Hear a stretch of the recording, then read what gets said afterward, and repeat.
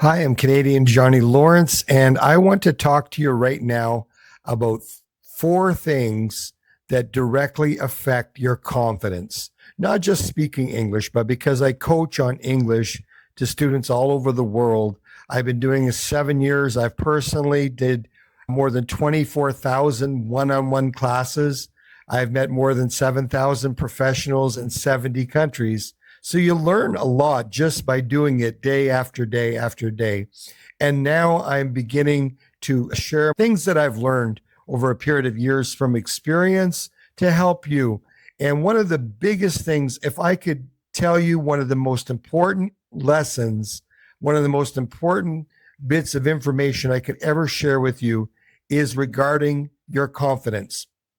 I've literally evaluated thousands of people around the world, and some people that are advanced level, when they're in a certain situation, all of a sudden their English goes down like the Titanic very quickly. John, I can't think, I can't speak. We're not talking beginner or intermediate, we're talking advanced level, and yet they're not able to perform with their existing skills. So I have identified four major things that directly affect your confidence. And if your confidence is negatively affected and excessive levels of stress and anxiety get inside of you, then guess what? It's not your English that's the problem. It's your psychology. It's what's going on in your mind, your emotions, and even your body that's affecting your skills. It isn't your English that's the problem a lot of the time. So let's jump right into this. Number one, perfectionism. Most of the people I teach are like engineers, IT professionals, banking and finance professionals, accountants, etc. I have many students that are involved in law. I have people in many different education. And a lot of these people, most of them are like myself, are perfectionists. Well, being a perfectionist can help us with our job. But the thing is in the world of linguistics and language, being a perfectionist is not a good quality to have. Why? Because you can't be perfect. I can't be perfect. There's a million grammatical rules. So we have to lose the perfectionism. I always say the same thing. Guess what? You're going to be making mistakes 10 years from now in 2035. They'll just be different than 2025. So you have to accept it.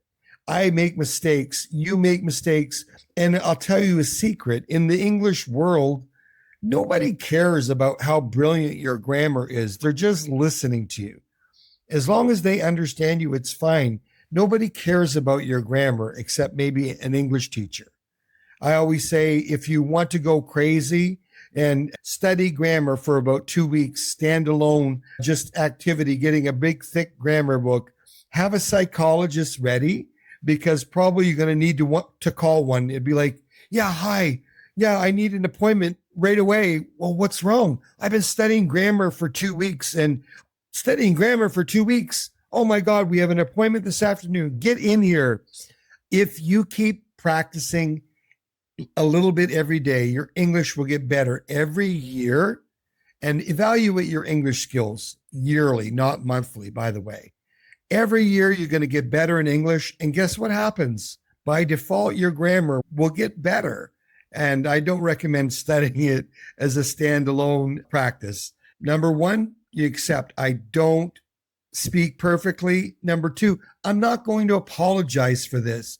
Look, I'm in Brazil right now. I'm a Canadian. This background is a virtual background. I put it on when I'm feeling lonely, and my brand is Canadian Johnny Lawrence. But I am in Brazil. I've been here 6 years, and I've been back to Canada to visit family and friends. But the reality is Brazilians apologize more than any other culture in the world. Literally, I've spoken with people in more than 70 countries. All together, the Brazilians apologize. I'm sorry. I apologize. I'm ashamed. I'm embarrassed. It's a cultural thing. Now, I'll tell you a secret. The reality is that the other cultures around the world, the other professionals around the world, they don't say, I'm sorry. They don't verbalize it, but they're thinking it. Why? because it's like, look, I'm a professional. If I could say this in Japanese or Spanish or whatever, then you know you're saying it correctly. But when you have a colleague or a client and you're speaking in English as a second language, we get unsure of ourselves and we think you deserve better quality communication. And I can't give you that. So what do I feel like doing? I feel like apologizing. If I could say this in, say, Japanese or Chinese Mandarin or Spanish or Portuguese or French or whatever your native language is, yeah, I can say it. You would think I'm such a brilliant professional, but I can't. And so this feeling of I need to apologize. I'm sorry. Look, you need to lose that mentality forever. It will negatively, you can't feel like I'm going to apologize and be confident. You can't do it. So this is important. Lose the apologetic. Never apologize ever to anyone. I make a joke about this. If you go to the United Kingdom and you meet Prince Charles, you're welcome to the Buckingham Palace. Is really, he doesn't enunciate very well. I think he got lessons though in that, because I heard his speech when he was in Canada some months ago, and it was quite brilliant. I think he had the King's speech therapist help him, because he is a total like this in Mumbai when she was alive. And some people from India too. Hello! And sometimes because they speak too fast, and the British people too, they go like, it's really great. We've got like a full end, back and front end developers units really ground. We got like a live bound thing to kick over me. We've got a project. It's like really going to be, and it's like, can you speak slower, please? It's not the accent that's a problem. You people that are doing, we'll go back to what I was talking about in a moment. You people who do like global international meetings, a lot of times I coach these people every day almost. They blame themselves. They're like, I need to work on my listening skills. And when I evaluate them, I realize they're actually fine. It's because some people around the world, they don't enunciate, which means you're speaking the words clearly. If I told you you have good pronunciation, it means that you speak correctly. You're speaking the words correctly. If I said, look, you need to work on your enunciation, it means you're not speaking clearly. And some people, like say, for example, from India, United Kingdom, some other countries too, they don't enunciate. They don't speak clearly. But I'll tell you, accent is never the problem. I used to say that, well, I couldn't understand them because of their Indian accent. Accent isn't the issue. It is enunciation. That's the issue. Okay, so going back, you can't be confident when you feel you need to apologize. And another thing, you're going to be nervous. Put your shoulders back. I always coach all of my students, put your shoulders back, hold your hand up, put a nice relaxed smile on your face, and act confident. Even though you feel nervous, you'll feel better just by smiling. And dopamine, endorphins are released into the blood when you're in these meetings, okay? Whenever you need to do something where you're nervous, put your shoulders back, put a nice relaxed smile on your face, and act confident. Otherwise, you're going to have higher levels of cortisol in your blood and anxiety and stress. And believe me, these directly affect your ability to use your existing English skills, even at the advanced level. It doesn't matter if you're advanced, you're human.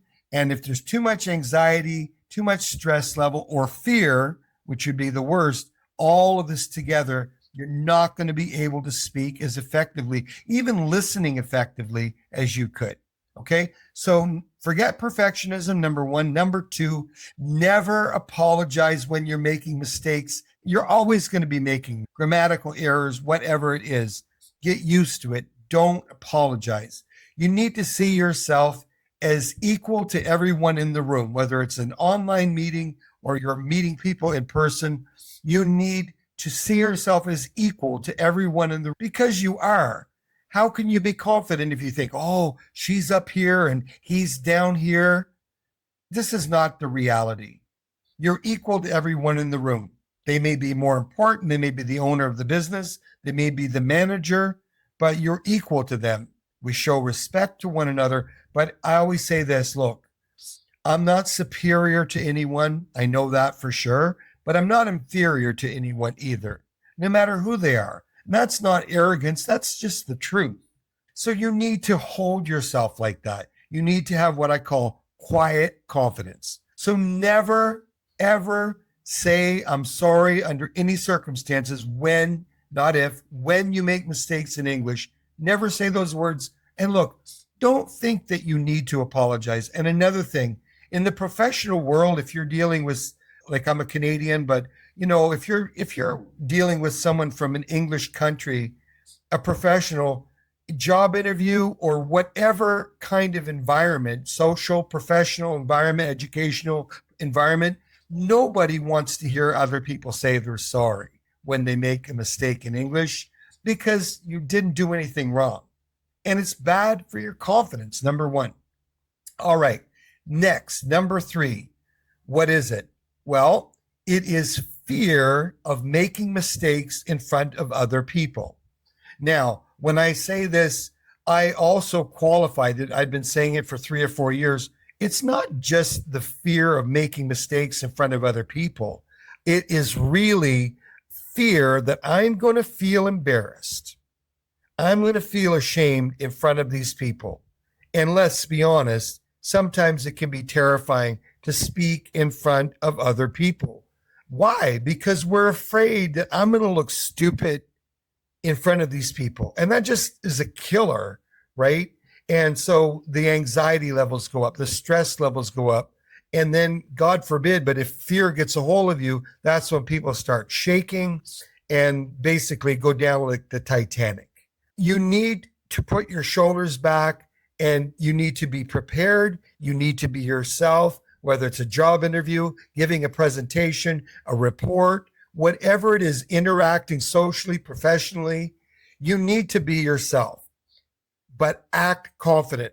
People are like, yeah, but I don't want to be phony. Acting confident in a stressful situation is being professional, right? When you see people who are performers, whether like massive, huge stars like Adele or some of these people in that league, if you go behind the scenes, the camera's on them, they're fanning themselves because they have the makeup, right? It's hot, their heart's beating in their chest, right? They're nervous, they're super nervous. And nervousness is not the problem, by the way. It's high levels of anxiety and stress and fear. That's the problem. We can always be nervous, not a problem, but you control it by acting confident. That's what you do. And of course, you must be prepared.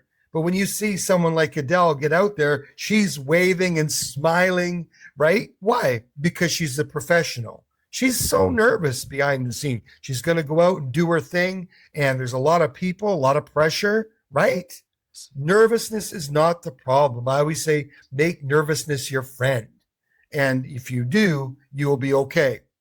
I make a little bit of a joke, but some people before a performance or before they have to go in a job interview, they're in the bathroom, pretend they're in the bathroom, and then they're like this.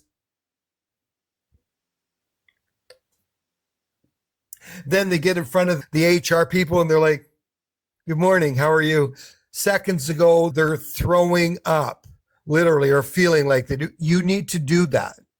No matter how nervous you are, you put your shoulders back, you put a smile on your face, and you act confident.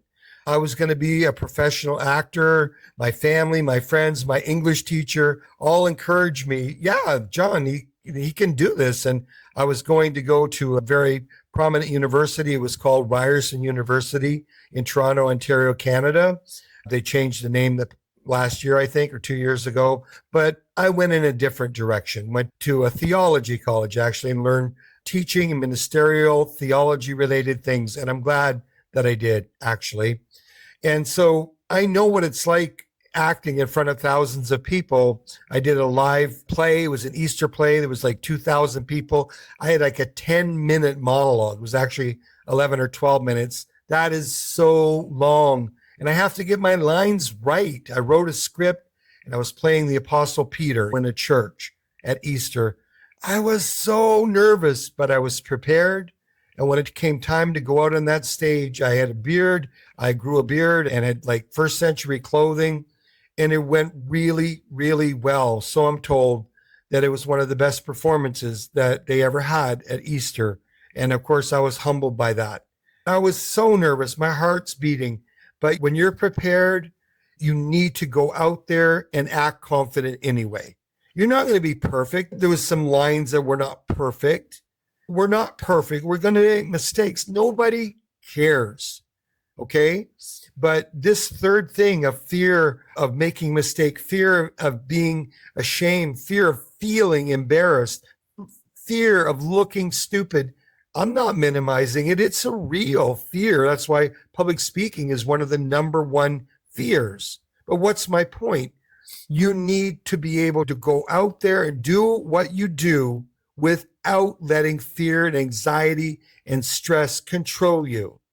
And so I can't emphasize this enough. It's so important. Now, I've always said there's three things that negatively affect your confidence, and this directly affects your ability to use your English skills, whatever they are, from, intermediate to advanced, beginner, wherever you are. Okay. These things negatively affect you. I'm going to say about 3 months ago, more or less, one of my students, she's a doctor in the city that I'm in. Excellent. Excellent. I hope she's going to hear me say this. Joanne, if you're listening, I'm saying it publicly. Excellent English skills. Truly.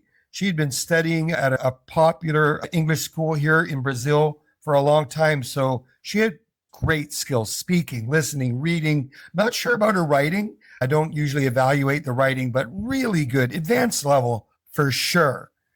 But her and her husband went to Scotland, and she was preparing, her and her husband were preparing for this trip, like a big trip for them both. They work very hard. They're both doctors and excellent people with great English skills. But I was so sure she was going to have fun with her English and all of that. She comes back. They were there like 14 days, I think.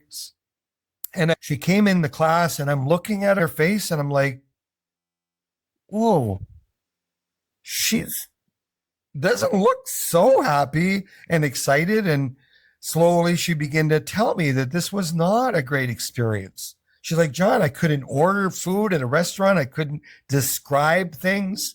And I was feeling like, my first reaction, I was so surprised. I was positive that she was going to be brilliant. And wow, when she came back and said it didn't go well, I was like, oh my gosh, so surprised. Now, I have to tell you this story, but it is, and this became so clear to me. I knew this before, that people that are advanced level, they can go down like the Titanic, even though their English is so good. When you put them in a certain situation, a real world situation where they need English, they can just crash. I can't think, John. I can't, I have to translate. Oh my God. And they lose it.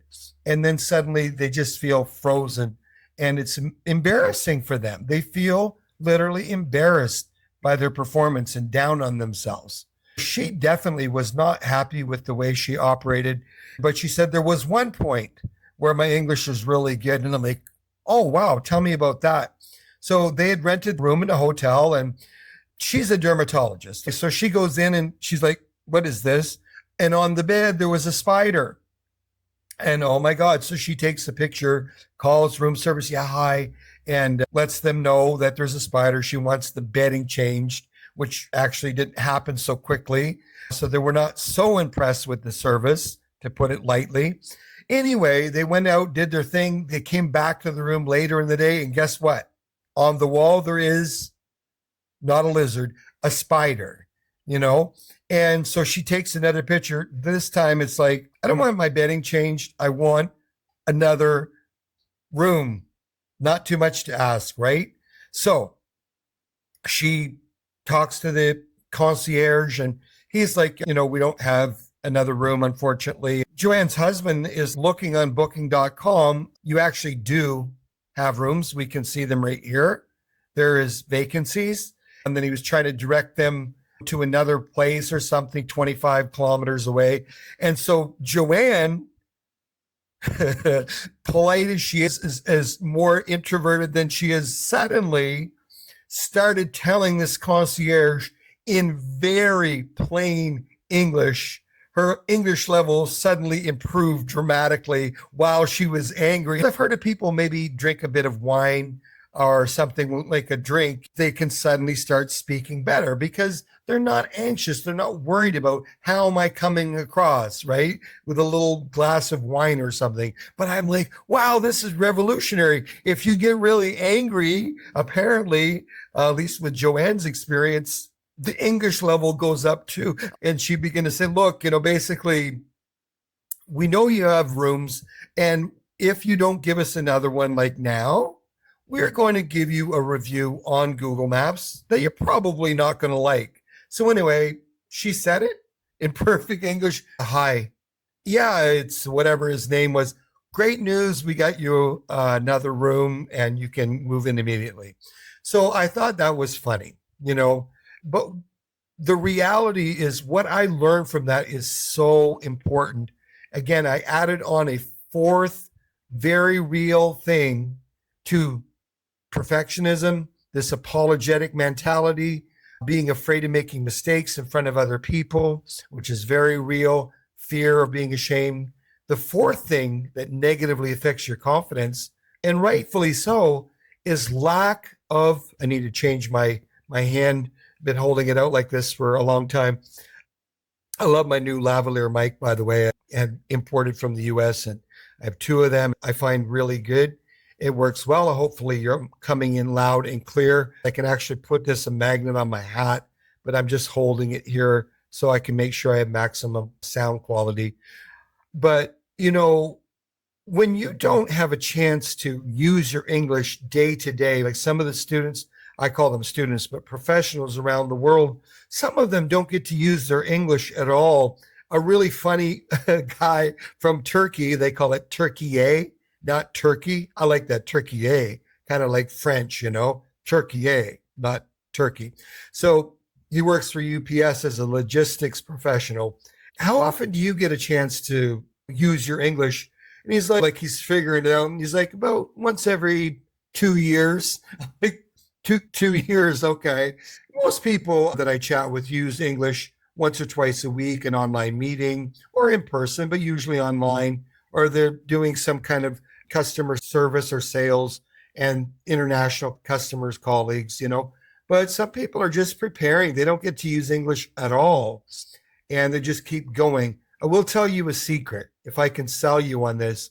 I have watched again and again and again people, probably like you, some people I'm chatting with now, you have been preparing and developing your English skills. People that do that, I've seen so many times where the opportunity suddenly meets them and they meet the opportunity. Why? Because they're prepared. An opening in their company or another job offer where they need someone with good English skills. So please, if that's you, keep developing your skills. That opportunity you're looking for, it will find you, or you'll find it. Usually it's you find each other. So definitely, I tell people this, look, there are so many that I teach mostly from intermediate to proficient level. I coach on this.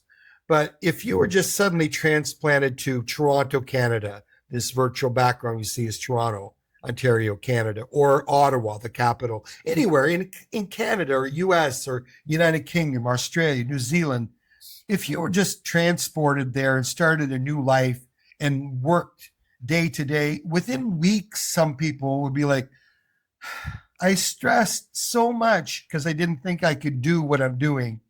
And because you're using your English every day, you'd be like, wow, I totally got this. But because you don't have that chance, these issues happen, right? You lose your confidence, right? Because you don't get a chance to use your English in real world situations. Okay, so that is number 4. And you know what? I'm kind of borderline adding a fifth one. Just playing with it today, I realized I'm going to tell you something, okay? I hope this helps you. It's worth its weight in gold. I'm going to quickly rehearse. We have a few minutes left. I wanted to keep it within the 30 minutes. Perfectionism. Forget about it. It'll never happen. You'll be making mistakes in 10 years, different than you are making now. but you're going to make them. I do, you do, we always will. Forget the perfection mentality. Never apologize or think you need to apologize when you make mistakes. Number three, don't be afraid of making mistakes or being embarrassed or looking stupid in front of other people. Nobody's judging you. But if you're always in your mind judging and criticizing yourself, it is going to totally negatively affect your confidence and your performance. And then number four is having the lack of experience in real world English environments, right? So those are four major things. Second guessing yourself all the time in real time. Am I saying it right? Is my grammar good? I have to translate in my mind. Oh my God, you drive yourself crazy like that. All right. So, but we all do it. We all do it. And I'm going to give you this illustration. Okay. If you can just, before you start to do that in real time, realize it's going to negatively affect your existing skills very dramatically. So imagine this scenario. Okay. You're driving along with your significant other or your friends. It's a Friday night. You're going to your favorite restaurant. Just say you're driving along, beautiful weather. You're all dressed up. Oh, my wife, she smells so good. Or, oh, my husband, he's so handsome tonight. We're going to go out. And then you look in the rear view mirror in your car. And you're like, and your friend's like, well, what's going on? There's a policeman right behind me. Okay, calm down. Yeah, I don't think he likes me. He's looking at me like this. So you're like, oh, am I speeding? Did I go through a red light, a stop sign? Maybe I ran over a cat or a squirrel. Oh my gosh. Calm down, your heart's beating. I'm going to get a ticket. I don't need a ticket. I've only got a go. Lose points on my license. Freaking out. So again, your friend's like, just calm down. But you didn't do anything. That's what we do to ourselves all the time when we get in these stressful moments. That's guessing, second guessing. It's like having the policeman right in your brain, an audio, video feed right there, looking at you like, you're not saying that right, Are you sure you're saying it right? Is your grammar good? You're translating in your mind too much. Oh my goodness, all this voice, I always say, get invisible scissors, cut that feed and throw it in the garbage forever. You can't be confident. Imagine you're driving and you know what it's like when a policeman's right on your tail, right behind you. You see the policeman like, oh, and he turns right. Oh my gosh, you're like, sweating. That's what goes on inside of us when we second guess. Nobody cares about your grammar and how brilliant your fluency is, long as they understand you. But if you're tormented and obsessed and wondering and questioning and guessing and second guessing yourself all the time while you're trying to communicate, you're going to be negatively affected. So lose this. I guess I'm going to add this. A fifth reason is always second guessing yourself. Okay. So I want to challenge you with this. I hope you got something out of it. This actually is my first official YouTube video.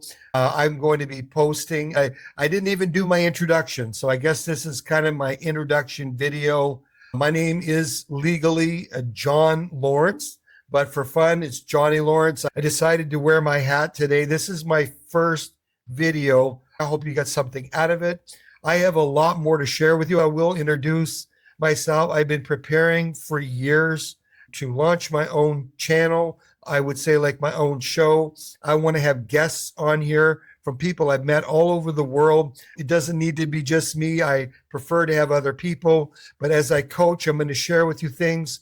I am an expert at job interview coaching, mental preparation for job interview.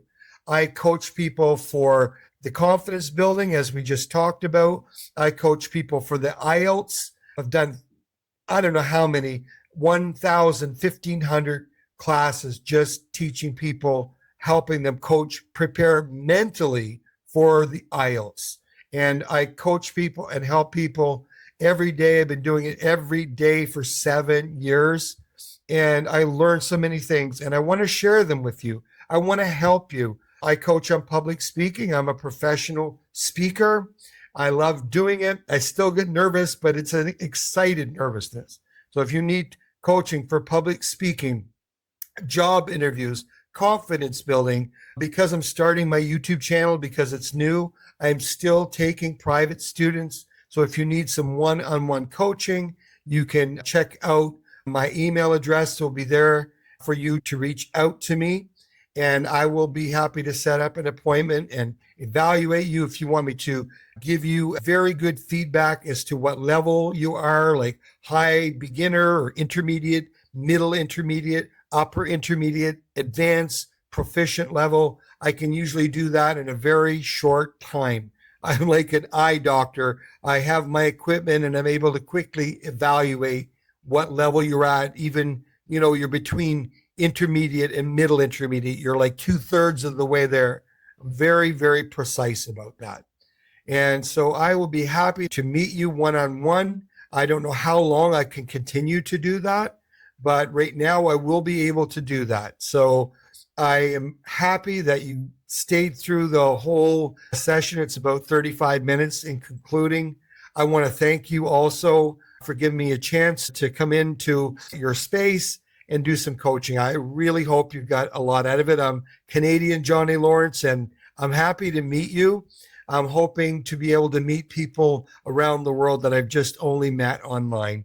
So I wish you a good day, and I look forward to seeing you again soon. Ciao for now.